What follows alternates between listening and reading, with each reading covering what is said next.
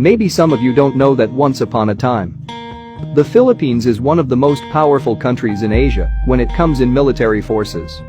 According to some research about the history of armed forces of the Philippines, the Philippines owned numerous number of fighter planes, jet fighter, attack helicopters, warships, a submarine chaser, war tanks, and one of the most advanced superweapons in Asia named Bongbong 1.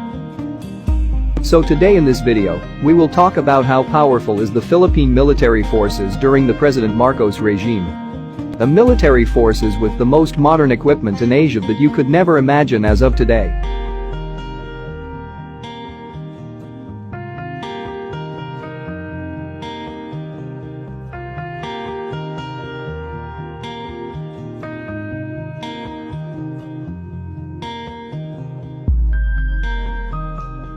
According to some research, only 3 countries around the world owned Vought F-8 fighter aircraft.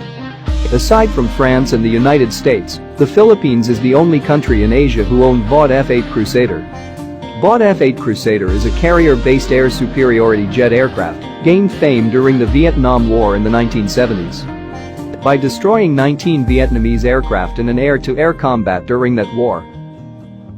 During the Marcos regime, the Philippines acquired 35 units of Vought F-8 Crusader in 1977. However, these aircraft were destroyed during Mount Pinatubo eruption and never been replaced after the Marcos regime.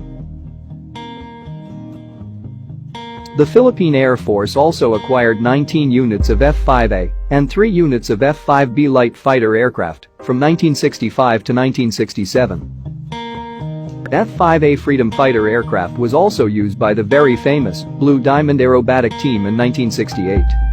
The Blue Diamond is a national aerobatic team of the Philippine Air Force and one of the oldest formal flying aerobatic teams in the world. Every Independence Day, the Blue Diamond performed their aerobatic skills and techniques up in the sky to show the world-class talent of Air Force pilots in the Philippines. BRP Andres Bonifacio PF-7 is a Philippine Navy warship acquired by the Philippines in 1976. It was built by Lake Washington Shipyard in the United States and served as a lead ship in the Philippine Navy. BRP Gregorio del Pilar PF-8 is a Philippine Navy warship acquired by the Philippines in 1976. Just like the BRP Andres Bonifacio, it is one of the largest combat ship of the Philippine Navy during that time. BRP Diego Silang PF-9 and BRP Francisco de Gohort are the other warships acquired by the Philippines in 1976 and 1979. However, after the Marcos regime, these 4 large warships of the Philippine Navy were discarded and sold as scrap. The Philippines also acquired 4 warship destroyer escorts. The BRP Raja Lacandula PF-4 in 1976. The BRP Datu Kalanchao PS-76 in 1967. The BRP Datu Sikatuna PF-5 in 1976. And the BRP Raja Humabun PF-6 in 1978. Fleet minesweeper like the BRP Datu Tupas PS-18 in 1975. 2 coastal minesweepers, the RPS Zambales and RPS Zamboanga del Norte in 1979. 2 minesweepers, the RPS Davao del Norte and RPS Davao del Sur in 1979. 2 submarine chasers, the BRP Nueva Vizcaya in 1968 and BRP Negros Oriental in 1976. 26 units of amphibious warfare vessels, where some of these units are still active until now. And a hospital ship, the RPS Hospital Nang Tulungan in 1975. During the President Marcos administration, the Philippine Army has a secret program named the Santa Barbara Project.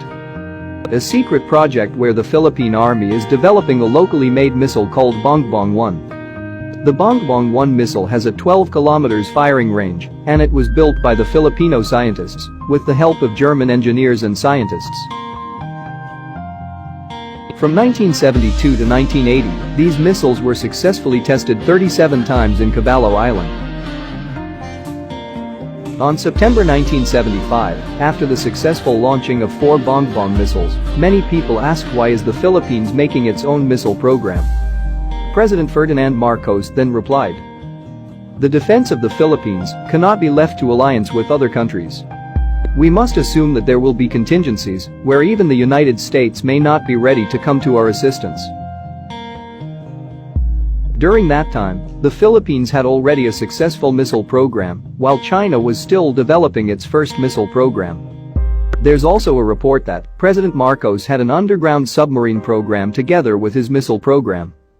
However, after President Marcos' regime, all of these military programs were disbanded and abandoned. According to some military and defense experts, if the past administrations supported these military projects, maybe the Philippines won't suffer from bullying today.